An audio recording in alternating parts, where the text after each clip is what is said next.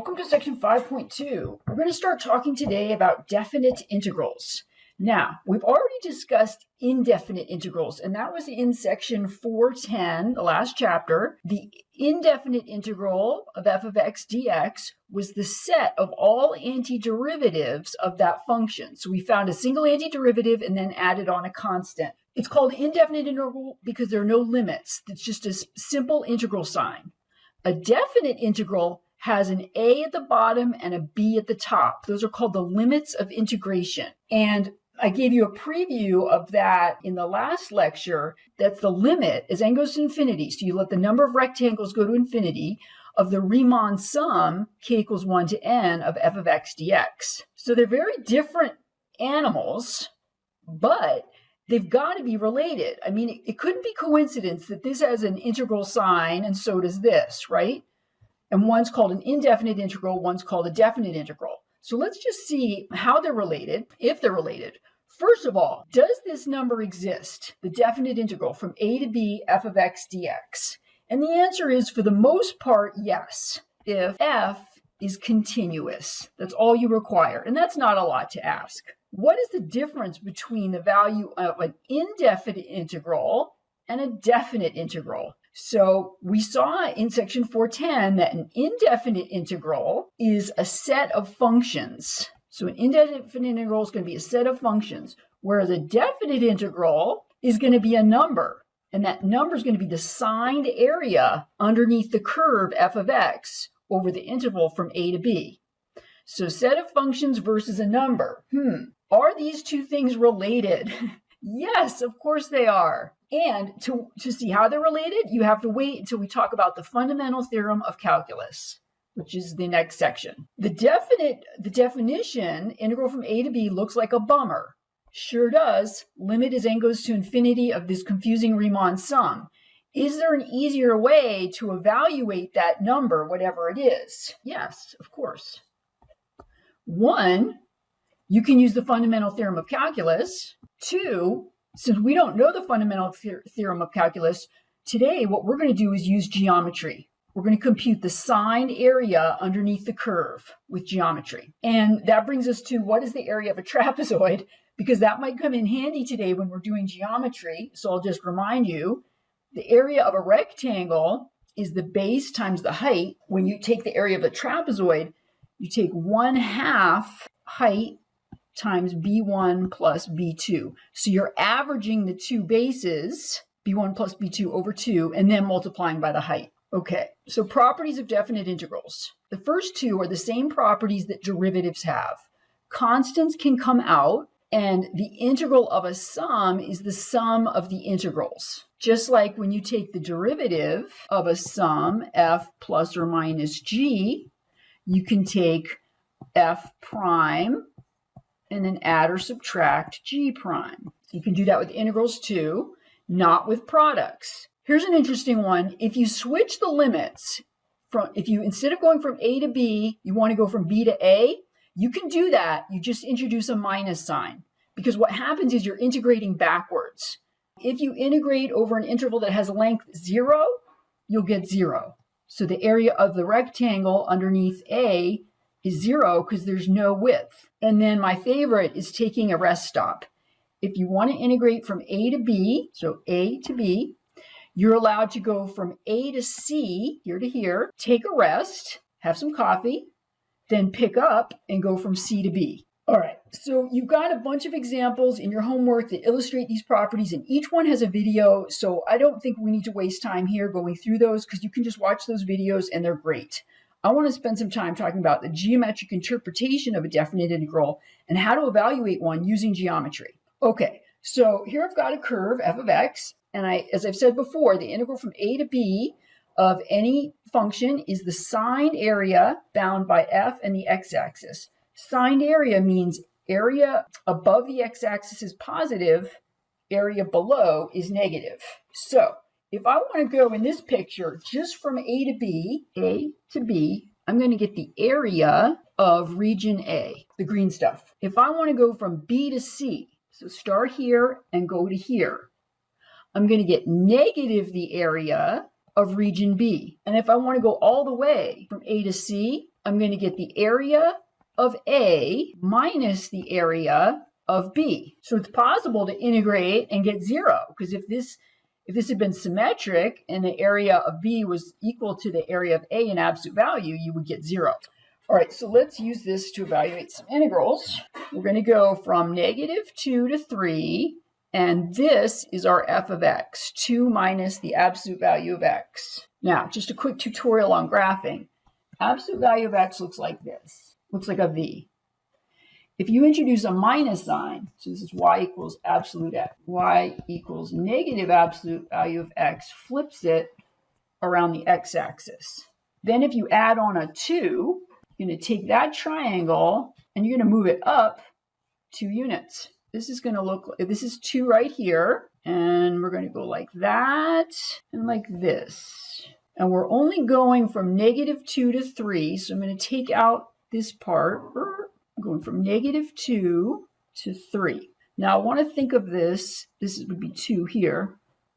I want to think of this as 2 triangles, triangle A and triangle B. The integral of this function from -2 to -3 is going to be equal to the area of triangle A minus the area of triangle B, because B lies completely below the x-axis. So the area of a triangle is 1/2 the base times the height.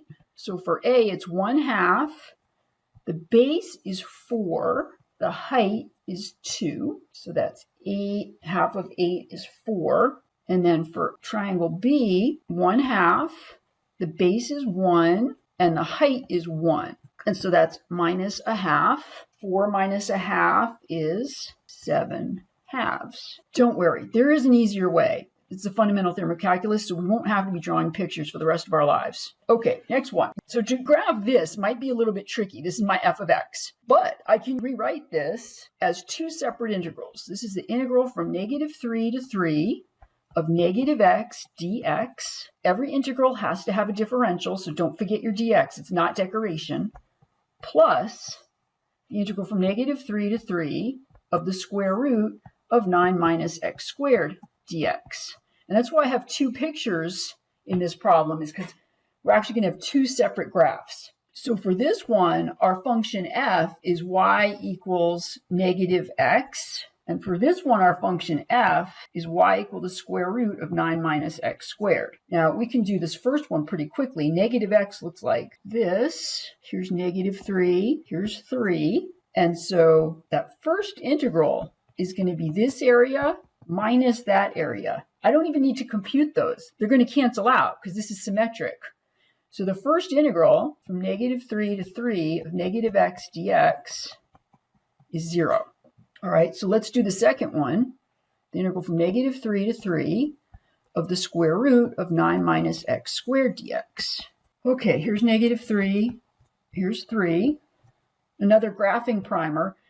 You might say, well, I can't graph that, or maybe it looks like a square root, or maybe it's a parabola, I don't know. But if I tell you to square both sides, then I think you might recognize what's going on.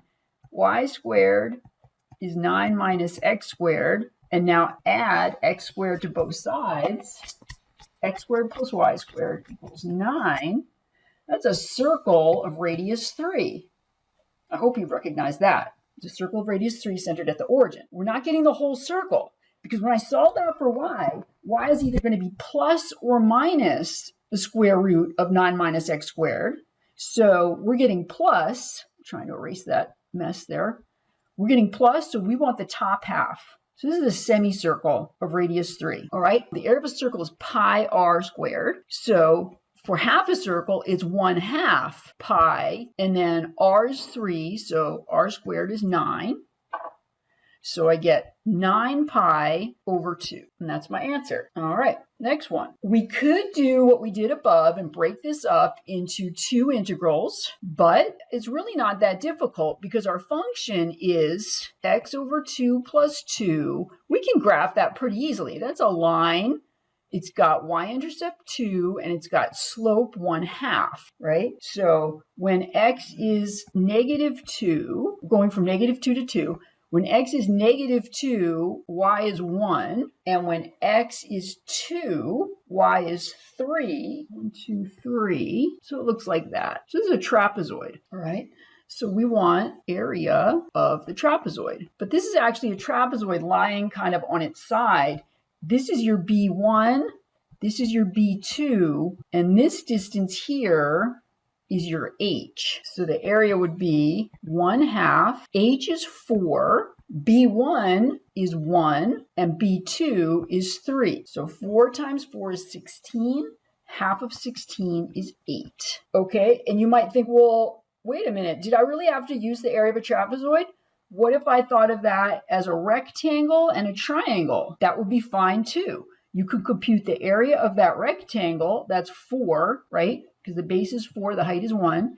And then you could compute the area of this triangle, which would be 1/2, the base is 4, and the height is 2. So you get 4 plus 4 is 8. So there's more than one way to do that problem. Okay, average value I'm going to have you read about on your own. And I did an example there for you to read more about. And then I'm going to jump to a preview about finding areas between curves. So this isn't in this section of your textbook, but I don't see why we shouldn't talk about it now. Suppose you have two functions f and g, and f is always bigger than g over the interval from a to b. And you want the area between f and g. The way you're going to do that is you're going to integrate the function f minus g. And here's a picture of why that would be. I'm going to draw you a different picture. Suppose this is f and this is g, and we want this area here between f and g from a to b. Well, that red area is going to be the whole area underneath f minus, go back to green, this area underneath g. So this is the integral, this guy is the integral from a to b of f of x dx. And then we're subtracting integral from a to b of g of x dx. But if you put that together, that's the integral from a to b of top minus bottom, f minus g. And now I drew this here with f and g both above the x-axis just for illustrative purposes.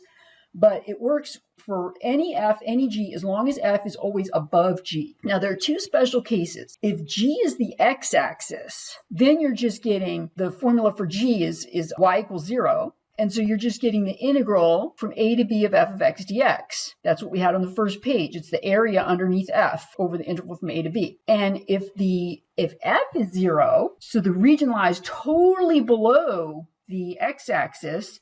In the previous pictures, I had this part in red. Then you're not getting the area of this green region. You're getting negative the area of the green region. And that minus is coming from top minus bottom, but the top is 0. So let's just do a couple of examples where we write down an integral expression for the area bound by the two curves, but we don't evaluate it because we don't know how to evaluate this one yet.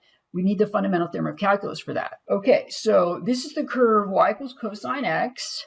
And I want the area bound by cos x and the x-axis over this whole interval from 0 to pi. So I don't want to count this stuff as negative. I want to count it as positive. So the area is going to be, the blue part already lies above the x-axis. So I go top minus bottom, 0 to pi over 2. Top curve is cos x, bottom curve is 0, dx. You don't have to write minus 0. I'm doing that so you can see I'm doing top minus bottom. Top is bottom. And then I'm going to add on the integral from pi over 2 to pi of top minus bottom. But now the top curve is 0 and the bottom curve is cos x dx, right? And so now this is top and this is bottom. This will be a positive number. And so you could clean that up if you wanted to. You could say, all right, I don't want to keep writing the minus 0. 0 to pi over 2 cos x dx minus the integral. You can bring that minus out. Constants can come out. Pi over 2 to pi of cos x dx. That will give you the area of the blue and the red together. Okay, another one.